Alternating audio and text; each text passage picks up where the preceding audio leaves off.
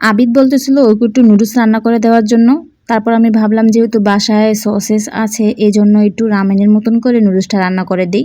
তার জন্য আমি এখানে পরিমাণ মতন করে পানি নিলাম। পানিতে আমি কিছু পরিমাণ সয়া সস, সামান্য লবণ এবং নুডলসের সাথে যে মশলাটা থাকে সেই মশলাটা দিয়ে ভালোভাবে আমি পানিটা প্রথমে জাল করে নিয়েছিলাম।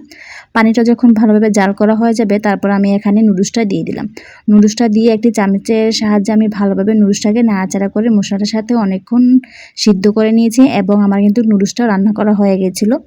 এর পাশাপাশি আমি দুটো ডিম সিদ্ধ করতে বসিয়ে দিয়েছিলাম। তারপর আমি এখানে কিছু সসেস নিয়েছি। সসেসটাকে মাঝখান দিয়ে একটু ছোট ছোট পিস করে নিয়ে আমি সামান্য তেলেতে সসেসগুলো ভালোভাবে এপাশ ওপাশ করে লাল লাল করে ভেজে নিয়েছিলাম। এর পাশাপাশি আমি নুডলসের সাথে আরও অনেকগুলো টপিংস ইউজ করব, তার জন্য এখানে আমি ডিম, তার পাশাপাশি গাজর, শসা এবং সসেসটা সুন্দরভাবে একটা প্লেটে নিয়ে নিয়েছি। এখন নুডলসের উপরে সবগুলা টপিংসে আমি ভালোভাবে সুন্দর করে সাজিয়ে দিয়েছি। বাচ্চাদের একটু সাজিয়ে গুছিয়ে খাবার দিলে ওরা কিন্তু অনেক খুশি হয়। এজন্য আমি সবসময় চেষ্টা করি তাসফিল আবিদকে একটু সুন্দরভাবে সাজিয়ে দেওয়ার জন্য। ওরা তো দেখে অনেক খুশি হয়ে গিয়েছিল। তারপর ওরা অনেক মজা করে সন্ধ্যার সময় নাস্তাটা খেয়ে নিয়েছিল।